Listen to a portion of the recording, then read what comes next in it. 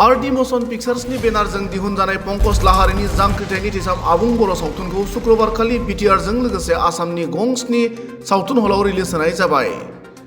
मख'जाथावदि देग्लाय बोसोरनि बर'नि बयनिख्रुइबो बांसिन बाजेटजों दिहुनजानाय जांख्रिथायनि थैसाम सावथुनखौ बङाइगाव सापागुरिनि इउनिभार्सेल हलाव रिलिज होनाय समाव सावथुन लिरगिरि आरो दिथागिरि पंकज लाहारी, आरडी मोशन पिक्चार्सनि बिगोमा चक्रध सिंह आरो बिथांनि हानजा, बड' सिने आर्टिस्ट एस'सिएशननि गाहाय नेहाथारि गुरु पबित्र, बर' सावथुन मुलुगनि बयजोंबो मिथिसारजानाय महरगिरि फारियै रिया ब्रह्म, ओम प्रकाश खेरखातारि, लिंसार, मनालिसा, सुखबिरमोनजों लोगोसे गोबां जाखांफुनाय महरगिरिफोराबो बाहागो लादोंमोन।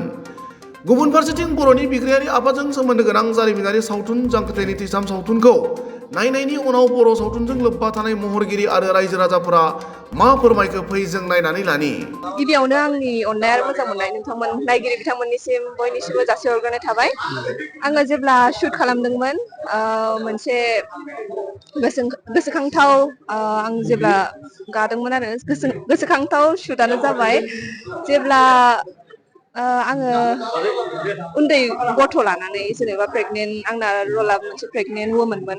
थ' बेयावहाय आङो रिन्दावखौ नेनानै थाहैदों, आंनि क' एक्टरखौ आङो नेनानै थाहैदों आरोना।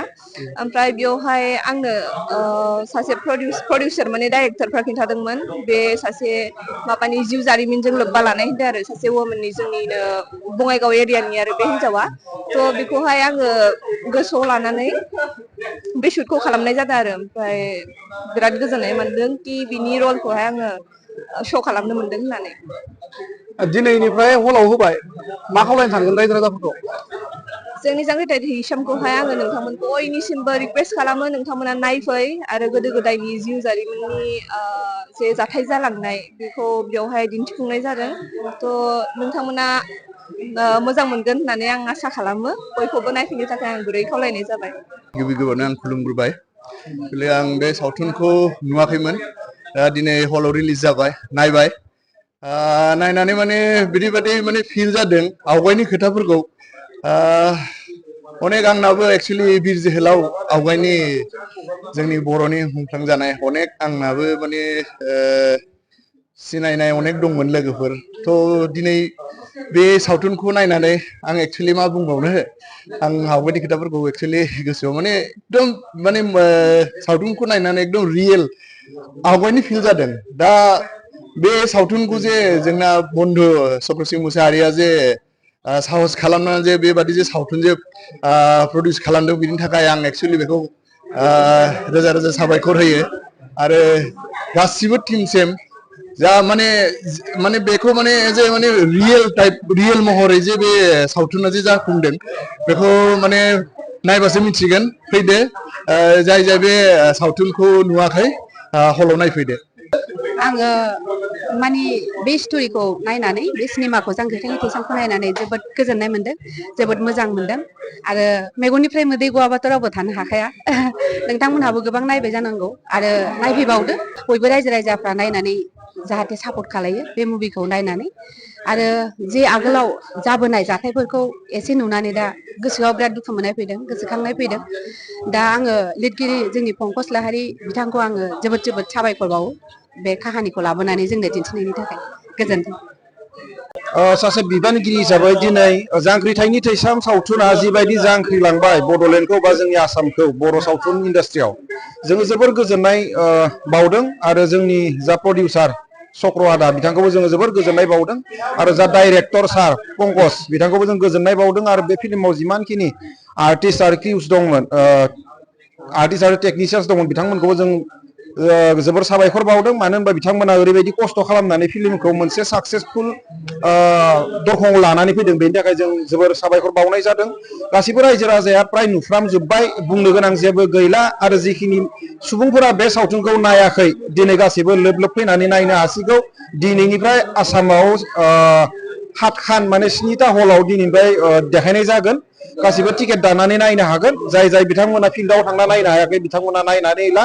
बेयाव सोलोंनो गोनां बहुद दं। जिखिनि बर' फरायसाफोर दं बा गोदान जोलैनि सुबुंफोर दं, बिथांमोनाबो बहुत मिथिनो गोनां दं, सोलोंनो गोनां दं। बे फिल्मखौ नायोब्लानो जों बर'नि जालांनाय जि जारिमिन, जोंनि जारिमिन, बेखौ जों आबुं महरै जोङो बुजिनो हागोन बेनि थाखायनो आं गासैखौबो खावलायो गासिबो बे सावथुनखौ नाय आरो जोंनि टेकनिकेलि जिखिनि डेभेलप जानांगौमोन जोंनि बर' रायजो राजाया जिबायदि मोनसे जौगा थाखोनि सावथुन नायनो लुबैदोंमोन बै सावथुनखौ नायोब्ला बिथांमोना बुजिनो हागोन आरो दिनै जांख्रिथायनि थैसाम सावथुना आं खुगाजों बुंनो थाङा गासिबो नायनायनि उनावनो मिथिगोन गासिबो नायथों बेनि उनाव बुंथों बर' सावथुना मोनसे मा मोनसे लेभेलाव दिनै सफैबाय आरो जोङो बिखाफोर होननानै जों बुंनो हानाय जाबाय दिनैनि जोंनि बर' सावथुना नै जांख्रिथायनि थैसामानो मोनसे उदाहरन बा फोरमायथि होननानै आं बुंनो सानो जोबोद मोजां मोनदों माने आगोलाव बिदि जायोमोन नालाय जोंनाबो मेरला फेमिलि मेम्बार्स बिदिनो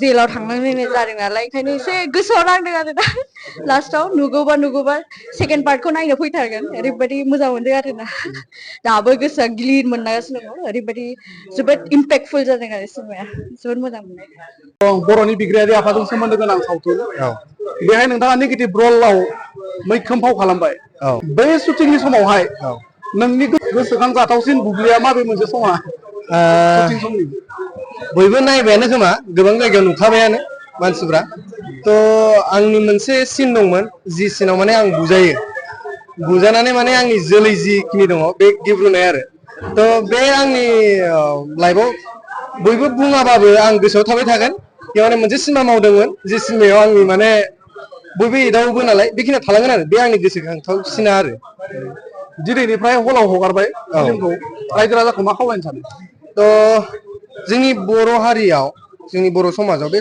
माने बुंनो थाङोबा हारिनिनो सिनेमा नालाय होनब्लाबो एसे आलदा भाइबजों खालामदों एसे आलदा रोखोमनि बयबो नुखाबाय आरो जाय बिथांमोना नुवाखै अन्नानै प्लिज नायफै नायनानै गोजोननाय ला आरो सिनेमाखौ खिन्थु बारा सिरियास नङा बरिया सिनेमा आंबो मोजां मोनदों मावनानै रायजोफोर फै नायफै थैसामखौ नायनानै माबादि मोनखो नायनानै जोबोद मोजां आंनि थाखाय बिराद मोजां बे फिल्मा ओमफ्राय आंथ' बे जांख्रिथाय थैसामखौ सिगाङाव नायखांखाबायमोन नालाय ओमफ्राय आरो खेबसेबाव नायबावनोसै होननानै नायबावबाय आरो ना स्ट'रिखौ होननानै बुङोबाथ' बेथ' ओरैबायदि पारफेक्टजोबखा आरो एक्टिं होनोबाथ' बयनाबो पारफेक्टजोब ओरैबायदि मोजां मोनदों ओमफ्राय दा नोंथांमोनाबो नायफैबानो जाबाय एक्टिं होननानै बुङोबाथ' बे जेब्लानाखि बिदाखौ जे गावथारनानै माने खबर मोनहैयो जे आदा लिंसारा खबर मोनहैनानै माने ओरैबायदि दुखु इमसनेलि गाबबाबो माने नों गावनि न'खरनि सोरबा मानसिया थैदों होननानै मिथिब्लाबो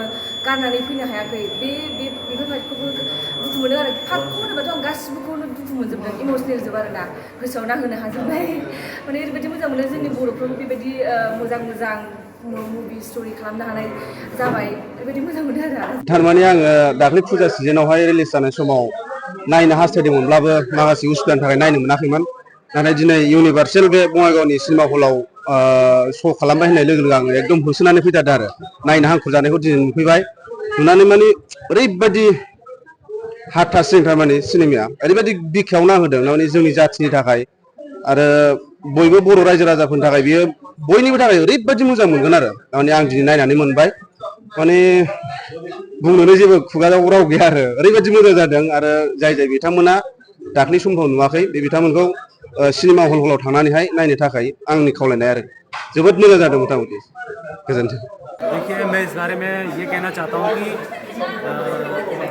ये एक रेवोल्यूशनरी टाइम है हमारे बोडो फिल्म इंडस्ट्री के लिए क्योंकि शायद आज तक किसी भी बोडो मूवी ने इतना बड़ा कलेक्शन नहीं किया था और बहुत ही उम्दा डायरेक्शन दिया है पंकज लहारी सर ने और काफ़ी बढ़िया स्क्रिप्ट लिखी है और सच्ची कहानी सच्ची घटनाओं पे आधारित है जो कि हमारे इस बोडोलैंड में जो हमारे बोडो भाई बहन थे उनके ऊपर जो गुजरा था उस चीज़ पे दिखाया गया है चलचित्र के माध्यम से लोगों तक उस इमोशन और कहानी को पहुंचाने की कोशिश की गई है जो त्याग और तपस्या यहाँ के लोगों ने की है वैसे भी कहा जाता है कि फिल्म एक सोसाइटी का आईना होता है तो कहीं ना कहीं वो क्लियर रूप से हम लोग देख पा रहे हैं कि कितना स्ट्रगल किया था। मैं खुद इस फिल्म से जुड़ा और मैं बहुत ही खुश हूँ मैं बहुत ही अपने आप को लकी मानता हूँ कि मुझे भी बोडो फिल्म इंडस्ट्री से मैं इस जुड़ने का मौका मिला और मैं काम करके भी मुझे बहुत अच्छा लगा। मैं खुद इमोशनल हो गया था जब हॉल में वो कुछ सीन चल रहे थे। मैं चाहूँगा कि जितने भी दर्शक हैं प्लीज़ आप लोग आइए इतना उम्दा इतना बड़ा इतना अच्छा सिनेमा आप लोग आइए और खुल के एंजॉय कीजिए। बहुत कुछ सीखने को मिलेगा, बहुत ही अच्छे सोशल मैसेज दिया गया है इस मूवी के माध्यम से। और सुखबीर जी के लेजेंडरी एक्टर हैं, उनके साथ काम करने का मौका मिला। हमारे लिंगसा जो बॉलीवुड बॉलीवुड के सुपरस्टार हैं, और बहुत सारे मनीषा जी हैं, पूजा जी हैं, और बहुत सारी एक्ट्रेस वगैरह एक्टर, इतने अच्छे कलाकारों के साथ हमें काम करने का मौका मिला। मैं बहुत ही लकी फील कर रहा हूँ आज यहाँ पे आके अपने आप को पर्दे में देख के। और मैं जितने भी पब्लिक है सबको कहता हूँ कि प्लीज़ आप लोग आइए, जांगरी थाईनी थाईसम एक ऐसी उम्दा मूवी है, मास्टरपीस है। मैं गुड लक कहना चाहता हूँ सभी दर्शकों को, और बहुत बहुत बधाई देना चाहता हूँ प्रोड्यूसर चक्रमणि मुसारी जी को, जिन्होंने इस मूवी में अपना इन्वेस्टमेंट किया। और सबसे बड़ा सलूट तो पंकज लाहिरी सर को, क्या स्क्रिप्ट और क्या स्क्रीन पे लिखा है, माइंड ब्लोइंग। Thank you.